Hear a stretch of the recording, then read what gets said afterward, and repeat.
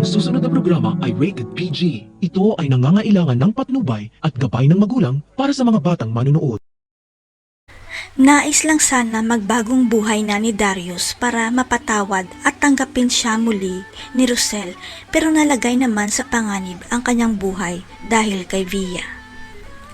Walang choice si Via at Melania kundi ang patahimikin si Darius para wag lang nito mailantad ang masamang pinaplano nila sa mag-inang Rosel at Belle.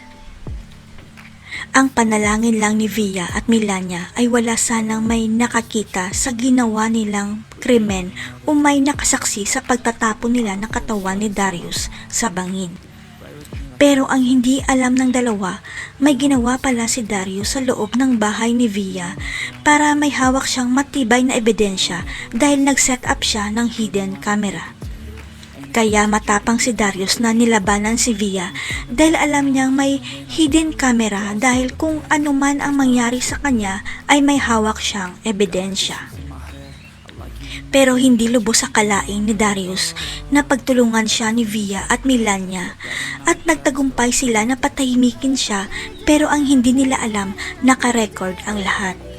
Nagtaka na lang si Rosel nang hinahanap siya ng mga pulis dahil nakita daw ang katawan ni Darius, pero ang hindi nila alam, hindi kay Darius ang bangkay na nakita. Sapagkat buhay pa pala si Darius at may taong nagligtas sa kanya, pero kailangan niya munang magtago para hindi mapahamak si Rosel pati na ang mga anak nila.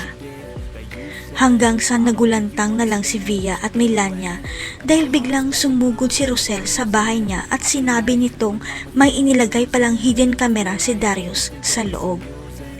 Kaya kahit ano pang pagtanggi ni Via at Melania sa krimen nila, hindi magsisinungaling ang ebidensya dahil nakarecord ang karumal-dumal nilang ginawa kay Darius.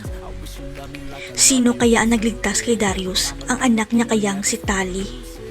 Si Darius kaya ang maglalantad kay Rosel na si Belle ang anak nito? Abangan.